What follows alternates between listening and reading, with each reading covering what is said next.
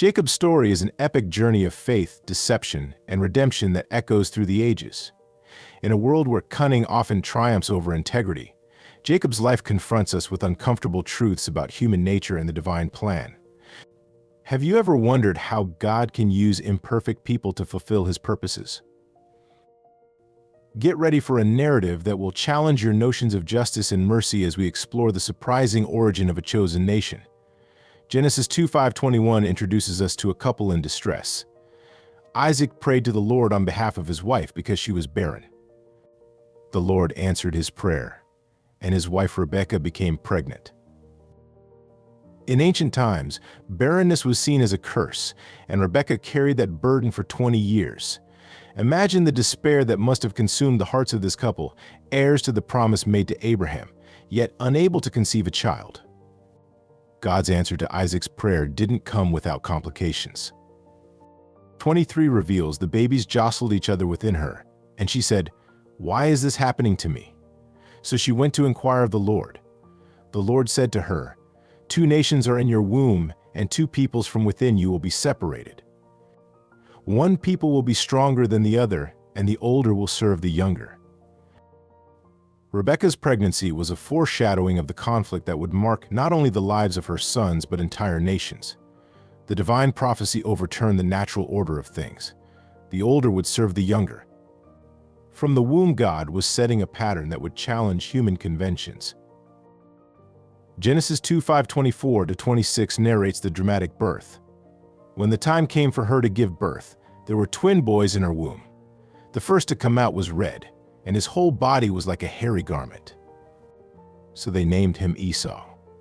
After this, his brother came out, with his hand grasping Esau's heel. So he was named Jacob.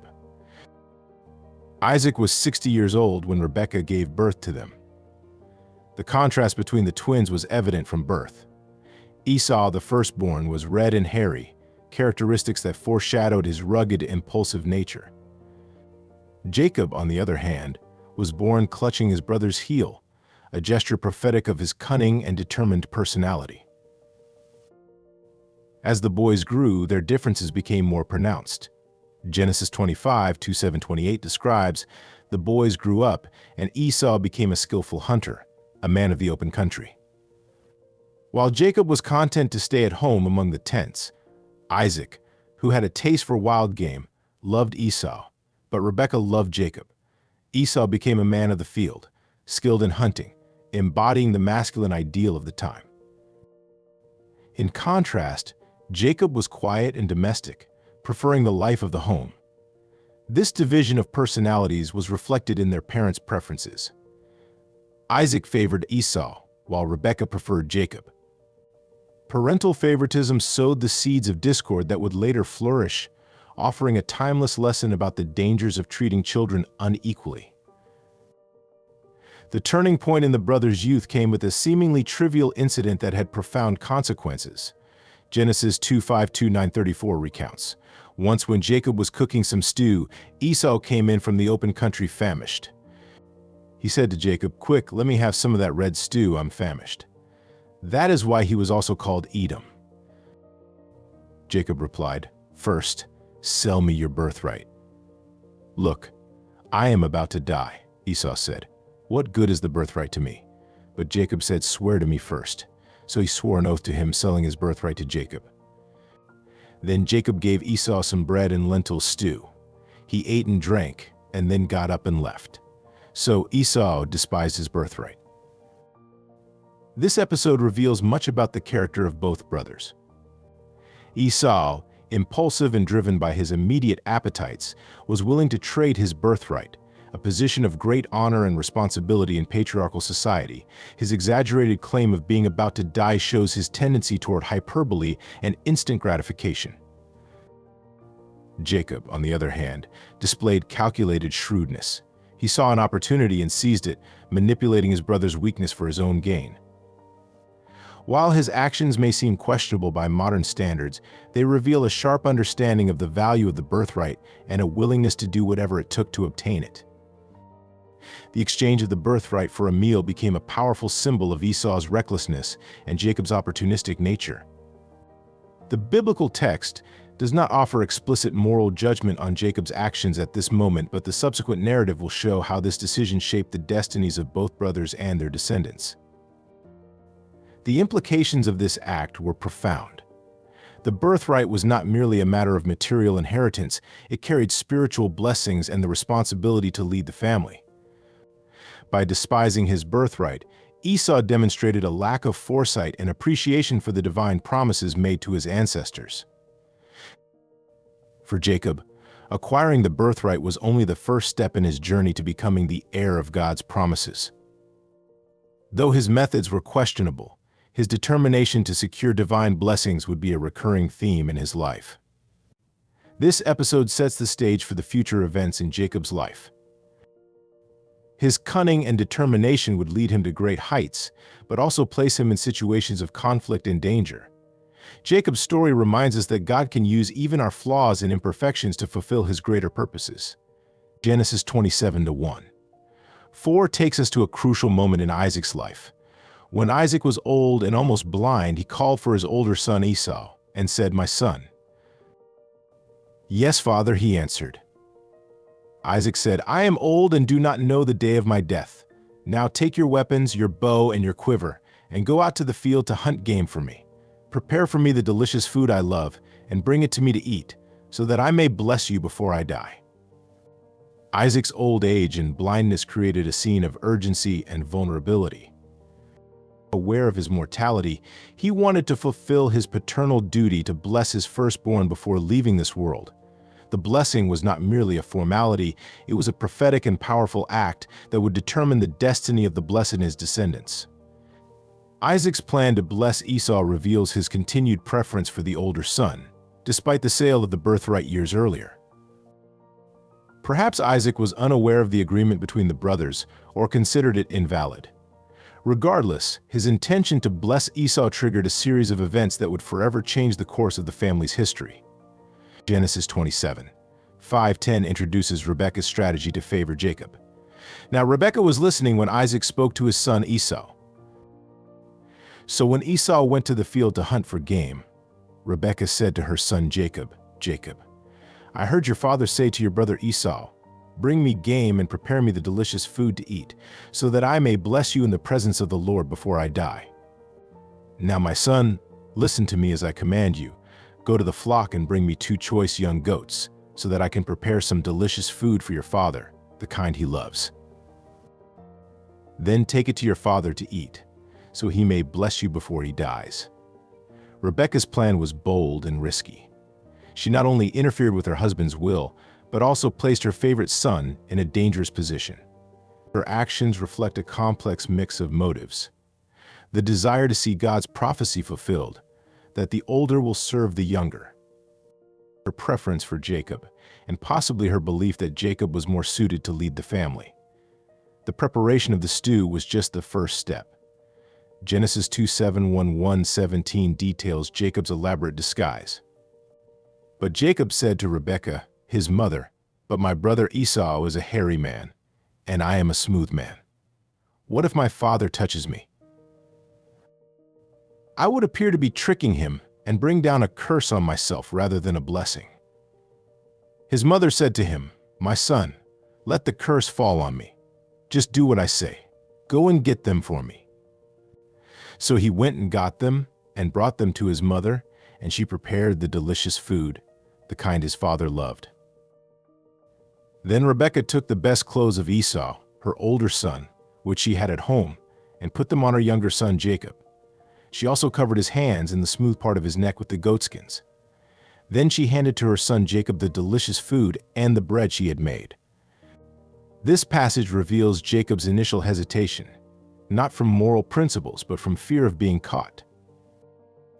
Rebekah's response, taking responsibility for any curse, demonstrates her determination to see her plan realized. The elaborate disguise, using Esau's clothes and goatskins, shows how far they were willing to go to deceive Isaac. Jacob's encounter with Isaac is narrated in Genesis 27:1-8-29 with palpable tension. Jacob went to his father and said, "Yes? Who are you, my son?" Isaac asked. Jacob said to his father, "I am Esau, your firstborn. I have done as you told me. Please sit up and eat some of my game so that you may bless me." Isaac asked his son, "How did you find it so quickly, my son?" "The Lord your God gave me success," he replied. Then Isaac said to Jacob, "Come near so I can touch you, my son, to know whether you really are my son Esau or not." The scene is filled with suspense. Jacob repeatedly lies, even invoking God's name to lend credibility to his story. Isaac, suspicious, insists on touching his son. Genesis 27:22-23 continues. Jacob went close to his father Isaac, who touched him and said, "The voice is the voice of Jacob, but the hands are the hands of Esau." He did not recognize him, for his hands were hairy like those of his brother Esau, so he blessed him. The test of touch reveals Isaac's internal conflict. His senses are at odds. Touch says it's Esau, but the voice is Jacob's. Yet, trusting his sense of touch more than his hearing, Isaac proceeds with the blessing. The blessing given to Jacob, recorded in Genesis 27:27-29, is powerful and comprehensive. He smelled the smell of his clothes and blessed him, saying, "Ah, the smell of my son is like the smell of a field that the Lord has blessed." May God give you of heaven's dew and of earth's richness an abundance of grain and new wine. May nations serve you and peoples bow down to you. Be Lord over your brothers, and may the sons of your mother bow down to you. Cursed be those who curse you, and blessed be those who bless you. This blessing, rich in imagery and promises, encompasses material prosperity, political dominion, and a special spiritual status. Ironically, the blessing includes dominion over his brothers, echoing the prophecy given before the twins were born. Esau's return and the discovery of the deception are narrated with dramatic intensity in Genesis 27:30-35. After Isaac finished blessing him and Jacob had scarcely left his father's presence, his brother Esau came in from hunting. He too prepared some delicious food and brought it to his father. Then he said to him, "My father, sit up and eat some of my game, so that you may bless me." His father Isaac asked him, "Who are you?" "I am Esau, your firstborn," he answered. Isaac trembled violently and said, "Who was it then that hunted game and brought it to me? I ate it just before you came, and I blessed him, and indeed he will be blessed." When Esau heard his father's words, he burst out with a loud and bitter cry and said to his father, "Bless me." "Me too, my father." But he said, "Your brother came deceitfully and took your blessing." Isaac's reaction, trembling violently, reveals the shock and horror of the discovery. His declaration, "and indeed he will be blessed," indicates his understanding that the blessing once spoken could not be revoked. It was a prophetic word, not merely a paternal wish. Esau's despair is palpable. Genesis 27:36-38 captures his anguish. Esau said, "Isn't he rightly named Jacob? This is the second time he has taken advantage of me. He took my birthright, and now he's taken my blessing." Then he asked, "Haven't you reserved any blessing for me?" Isaac answered Esau, "I have made him lord over you, and have made all his relatives his servants. And I have sustained him with grain and new wine. So what can I possibly do for you, my son?"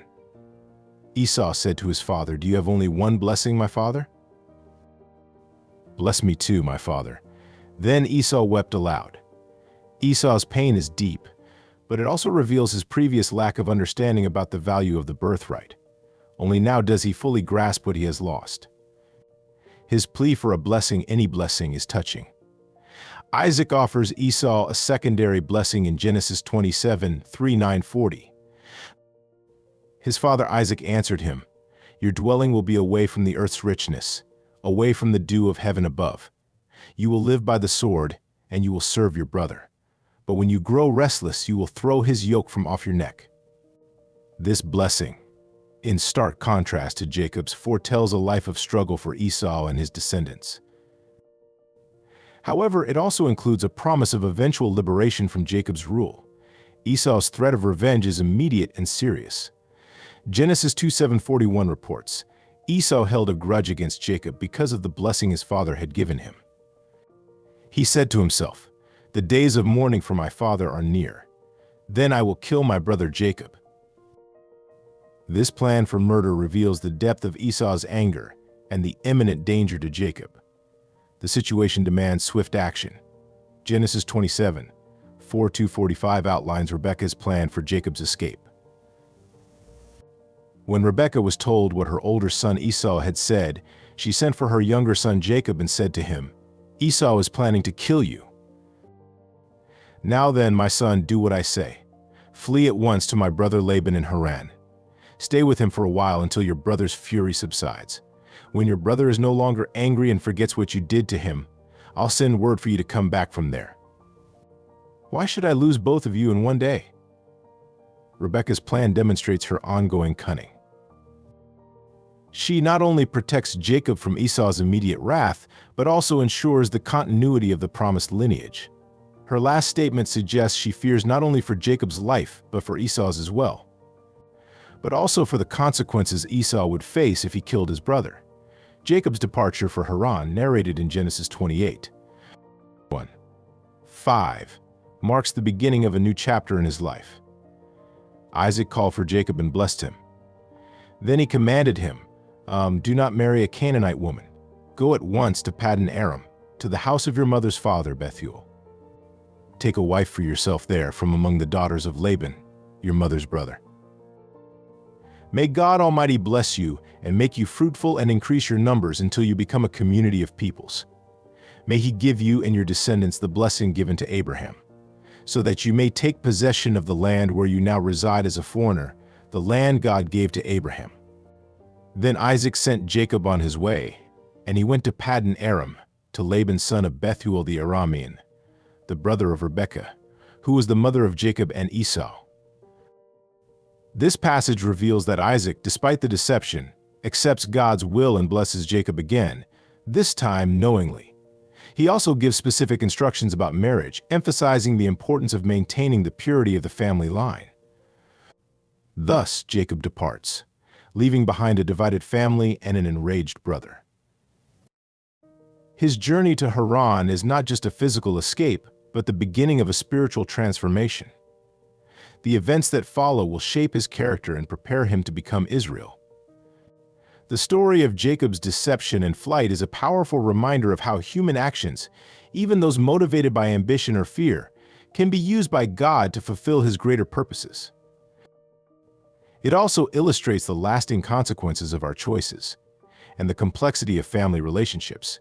Genesis 2:8-10-11 marks the beginning of Jacob's journey toward Haran. Jacob left Beersheba and set out for Haran. When he reached a certain place, he stopped for the night because the sun had set. Taking one of the stones there, he put it under his head and lay down to sleep. Imagine Jacob alone for the first time in his life, fleeing from home, sleeping out in the open with only a stone for a pillow. It is at this moment of vulnerability that God chooses to reveal Himself to Jacob in an extraordinary way. Genesis 28:12-15 describes Jacob's famous dream.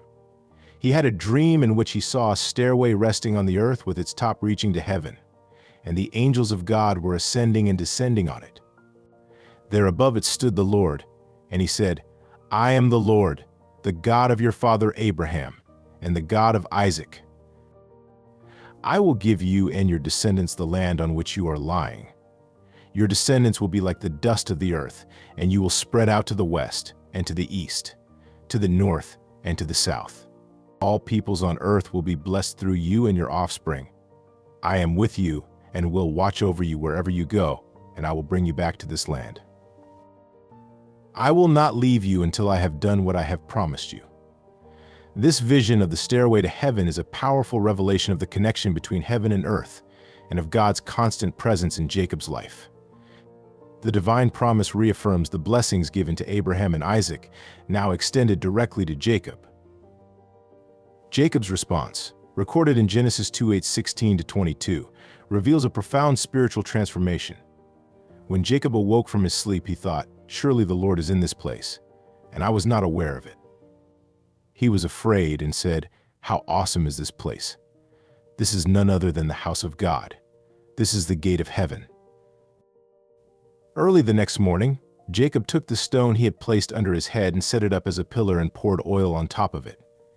He called that place Bethel, though the city used to be called Luz. Then Jacob made a vow, saying, "If God will be with me and will watch over me on this journey I am taking, and will give me food to eat and clothes to wear so that I return safely to my father's household, then the Lord will be my God, and this stone that I have set up as a pillar will be God's house. And of all that you give me, I will give you a tenth." This vow marks the beginning of a personal relationship between Jacob and God. For the first time, we see Jacob acknowledging God not only as the God of his fathers, but as his own God.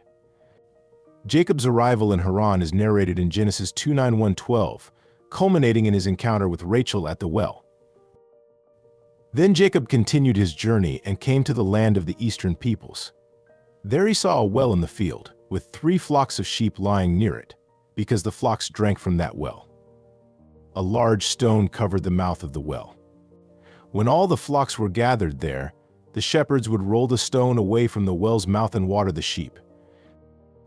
Then they would return the stone to its place over the mouth of the well. Jacob asked the shepherds, "My brothers, where are you from?" "We are from Haran," they replied. He asked them, "Do you know Laban, Nahor's grandson?" "Yes, we know him," they answered. Then Jacob asked, "Is he well?" "Yes, he is," they said. "And here comes his daughter Rachel with the sheep." "Look," Jacob said, "the sun is still high. It is not time for the flocks to be gathered. Water the sheep and take them back to graze." "We can't," they replied, "until all the flocks are gathered and the stone has been rolled away from the well's mouth. Then we will water the sheep." While he was still talking with them, Rachel came with her father's sheep, for she was a shepherdess. As soon as Jacob saw Rachel, he said, "Daughter of Laban, his mother's brother, and Laban's sheep." He went over and rolled the stone away from the well's mouth and watered his uncle Laban's sheep. Then Jacob kissed Rachel and began to weep aloud. He told Rachel that he was a relative of her father and that he was the son of Rebekah. She ran and told her father. This encounter at the well echoes similar meetings in his family history, such as Abraham's servant finding Rebekah. Jacob's action of single-handedly rolling away the heavy stone from the well demonstrates his physical strength and his desire to impress Rachel. The reunion with Laban's family is warm, as described in Genesis 29, 1-14. As soon as Laban heard the news about Jacob, his sister's son, he hurried to meet him. He embraced him and kissed him and brought him to his home, and there Jacob told him all these things. Then Laban said to him, "You are my own flesh and blood." However, Laban's initial hospitality quickly turns into a work agreement, as we see in Genesis 2:9-15-20. Laban said to Jacob, "Because you are a relative of mine, should you work for me for nothing? Tell me what your wages should be." Laban had 2 daughters. The name of the older was Leah, and the name of the younger was Rachel. Leah had weak eyes, but Rachel had a lovely figure and was beautiful. Jacob was in love with Rachel and said, "I'll work for you 7 years in return for your younger daughter, Rachel." Laban said, "It's better that I give her to you than to some other man. Stay here with me." So Jacob served 7 years to get Rachel, but they seemed like only a few days to him because of his love for her. This agreement reveals both Jacob's deep love for Rachel and Laban's calculating nature. The 7 years of labor are an ironic inversion of Jacob's situation. He who deceived his father and brother now works faithfully for 7 years. The deceptive marriage is narrated in Genesis 29, 21, 25. Then Jacob said to Laban, "Give me my wife, my time is completed, and I want to lie with her." So Laban brought together all the people of the place and gave a feast. But when evening came, he took his daughter Leah and brought her to Jacob, and Jacob lay with her. Laban gave his servant Zilpah to his daughter as her attendant. When morning came, there was Leah. So Jacob said to Laban, "What is this you have done to me? I served you for Rachel, didn't I? Why have you deceived me?" The irony of this situation cannot be overlooked. Jacob, who deceived his blind father, is now deceived in the darkness of his wedding night. Jacob's question, "Why have you deceived me?" echoes the question that Esau must have asked him years before. Laban's response, and the second agreement are described in Genesis 2:9-6:30. Laban replied, "It is not our custom to give the younger daughter in marriage before the older one. Finish this daughter's bridal week. Then we will give you the younger one in return for another 7 years of work." And Jacob did so. He finished the week with Leah, and then Laban gave him his daughter Rachel to be his wife. Laban gave his servant Bilhah to his daughter Rachel as her attendant. Jacob lay with Rachel also, and he loved Rachel more than Leah. And he worked for Laban another 7 years. Thus Jacob finds himself married to 2 sisters, a situation that will create tension and rivalry in the years to come. Jacob's preferential love for Rachel mirrors the favoritism of his own parents, perpetuating a cycle of family conflict. Jacob's children are born amid this rivalry, as described in Genesis 29:31, 35, and 31:24. Leah gives birth to Reuben, Simeon, Levi, and Judah. Rachel, unable to conceive, gives her servant Bilhah to Jacob, who bears Dan and Naphtali. Leah, seeing that she stopped having children, gives her servant Zilpah to Jacob, who bears Gad and Asher. Leah then conceives again and gives birth to Issachar and Zebulun. Finally, Rachel conceives and gives birth to Joseph. This narrative of births is filled with tension and competition between the sisters, each seeking to gain Jacob's favor through motherhood. The names given to the children often reflect their mother's emotions and hopes. The years in Haran transformed Jacob from a young bachelor into a man with a large and complex family. Through deceit, hard work, and family rivalries, Jacob begins to experience the consequences of his past actions. However, amid all this, we see the gradual fulfillment of God's promise to make him a great nation. Genesis 30:25.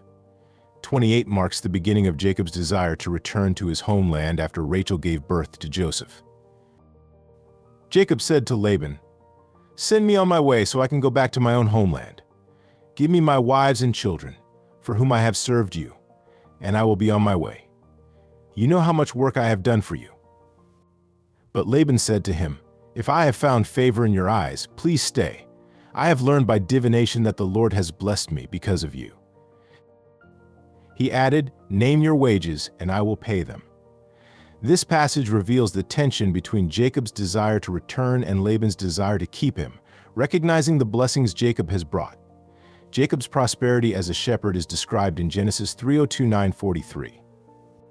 Jacob proposes an apparently unfavorable deal for himself, asking only for the speckled and spotted animals from the flock.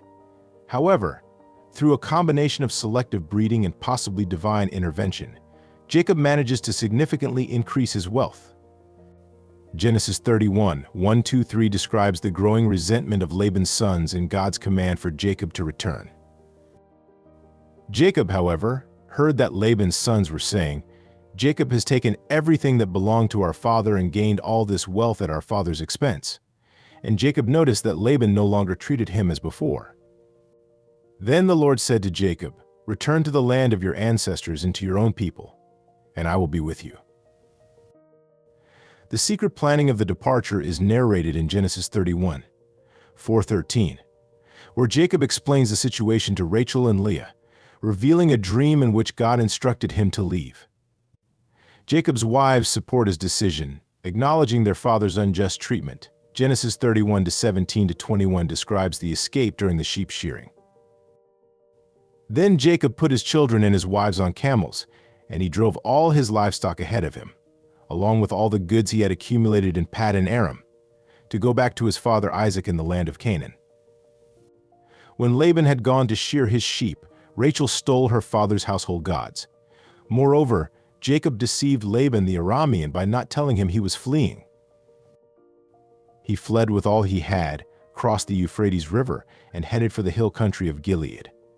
Rachel's theft of the household gods adds complexity to the situation, possibly indicating her reluctance to sever ties with her family completely. The pursuit of Laban is narrated in Genesis 31:22-25. On the third day, Laban was told that Jacob had fled.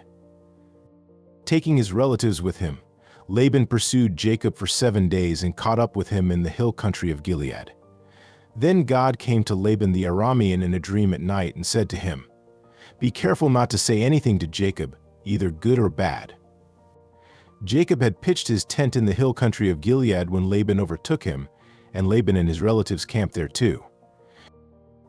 God's warning to Laban in a dream demonstrates his continued protection over Jacob, even when Jacob's actions were questionable. The confrontation on Mount Gilead is described in Genesis 31, 26 and 42. Laban accuses Jacob of secretly fleeing and stealing his household gods. Unaware of Rachel's theft, Jacob allows Laban to search the entire camp.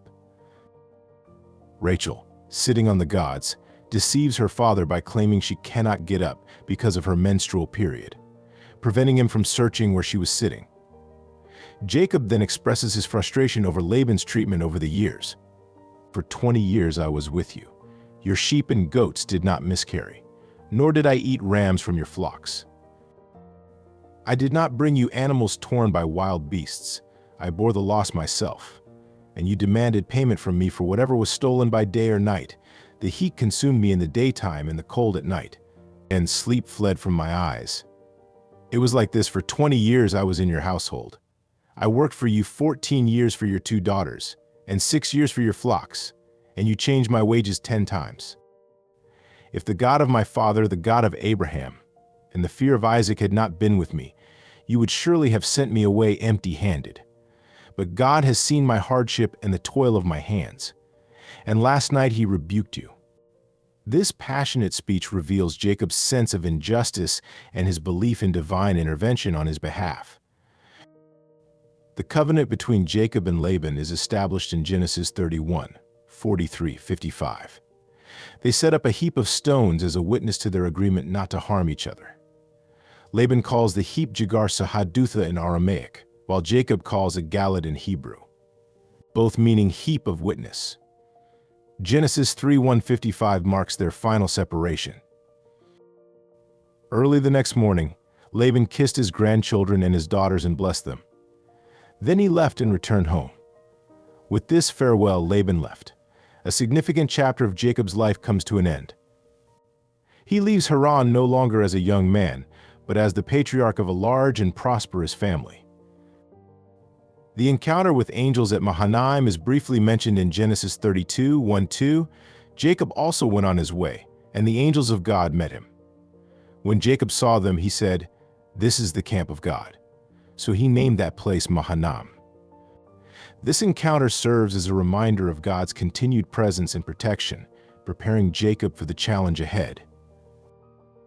The preparation for the meeting with Esau is narrated in Genesis 32, 3-21. Jacob sends messengers ahead to inform Esau of his arrival. When the messengers return with the news that Esau is coming to meet him with 400 men, Jacob is terrified. In his fear, Jacob divides his group into 2 camps, thinking, if Esau comes and attacks one camp, the other camp may escape. He prays fervently to God, "O God of my father Abraham, God of my father Isaac, Lord, you who said to me, you who go back to your country and your relatives, and I will make you prosper. I am unworthy of all the kindness and faithfulness you have shown your servant. I had only my staff when I crossed this Jordan, but now I have become 2 camps. Save me, I pray, from the hand of my brother Esau, for I am afraid he will come and attack me, and also the mothers with their children. But you have said, I will surely make you prosper, and will make your descendants like the sand of the sea, which cannot be counted." This prayer reveals Jacob's inner struggle between fear and faith, reminding God of his promises while acknowledging his own unworthiness.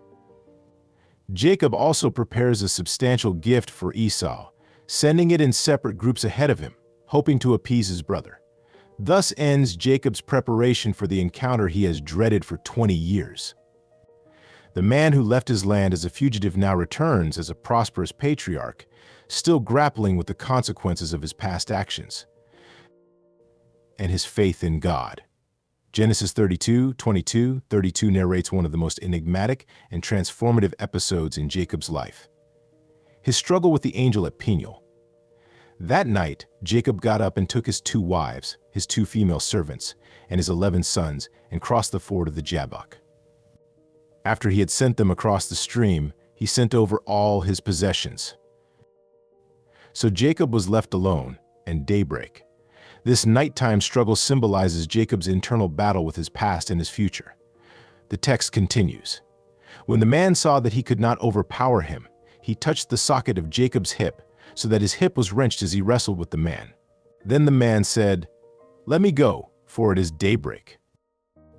But Jacob replied, "I will not let you go unless you bless me." The man asked him, "What is your name?" "Jacob," he answered. Then the man said, "Your name will no longer be Jacob but Israel, because you have struggled with God and with humans and have overcome." The change of Jacob's name to Israel marks a profound transformation in his identity.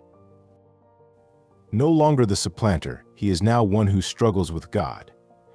Jacob emerges from this experience blessed yet also wounded, limping due to the blow to his thigh.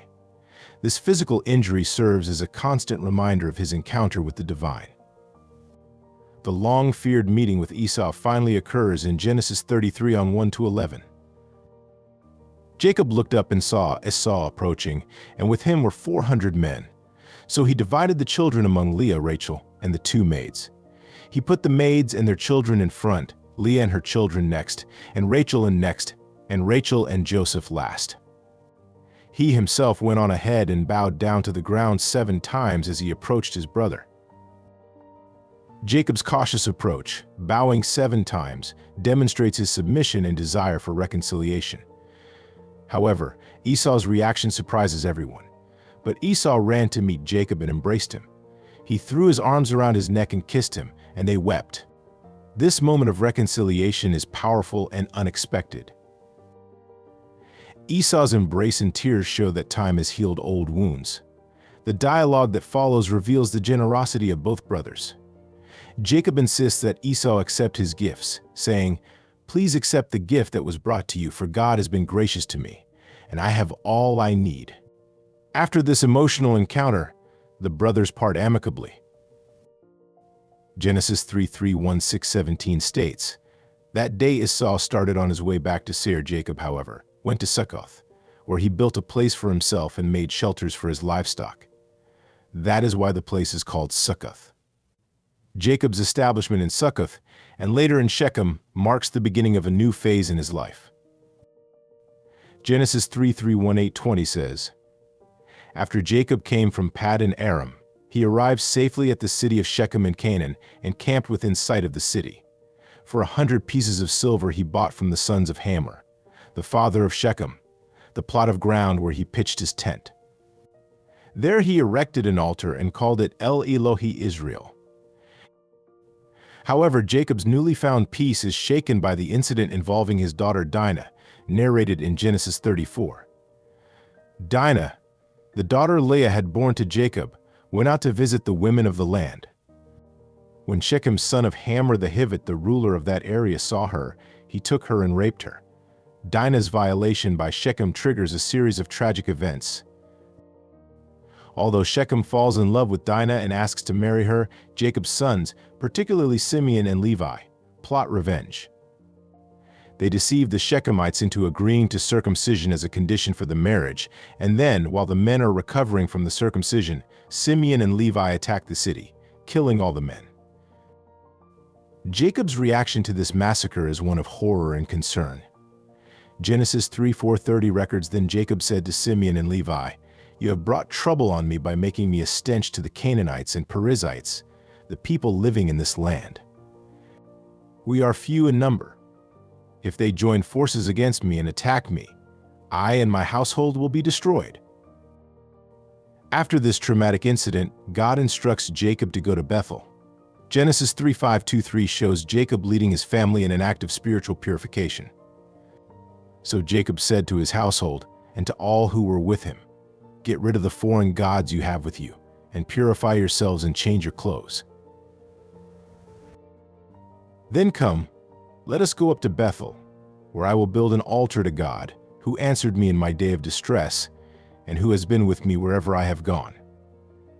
In Bethel, God reaffirms his promise to Jacob and confirms his name change to Israel. Genesis 3:5-10-12 says, "God said to him, 'Your name is Jacob, but you will no longer be called Jacob. Your name will be Israel. So he named him Israel, and God said to him, I am God Almighty. Be fruitful and increase in number. A nation and a community of nations will come from you, and kings will be among your descendants. The land I gave to Abraham and Isaac I give to you, and I will give this land to your descendants after you. On the journey from Bethel to Ephrath, Rachel goes into labor. Genesis 3:5-16-20 narrates, Then they moved on from Bethel. While they were still some distance from Ephrath, Rachel began to give birth and had great difficulty. And as she was having great difficulty in childbirth, the midwife said to her, Don't despair, for you have another son. As she breathed her last, for she was dying, she named her son Benoni, but his father named him Benjamin. So Rachel died and was buried on the way to Ephrath, that is, Bethlehem. Rachel's death during Benjamin's birth is a devastating blow to Jacob, marking the end of a significant chapter in his life. The chapter concludes with a final trial for Jacob. The incident involving Reuben and Bilhah, briefly mentioned in Genesis 35:22. While Israel was living in that region, Reuben went in and slept with his father's concubine Bilhah, and Israel heard of it. This act by Reuben, the firstborn, will have lasting consequences, affecting his position in the family and his future inheritance. Thus, this period in Jacob's life is marked by reconciliation and spiritual renewal, but also by personal and familial tragedies that continue to shape his character and the future of his lineage. Genesis 3:5-27 marks Jacob's return to his father's house. Jacob came home to his father Isaac in Mamre near Kiriath Arba, that is Hebron, where Abraham and Isaac had stayed.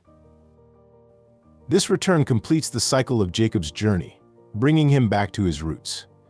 The death and burial of Isaac are briefly narrated in Genesis 35:28-29. Isaac lived 180 years. Then he breathed his last and died, and was gathered to his people, old and full of years. And his sons Esau and Jacob buried him.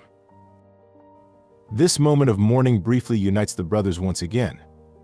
The narrative then shifts to Joseph, Jacob's favorite son.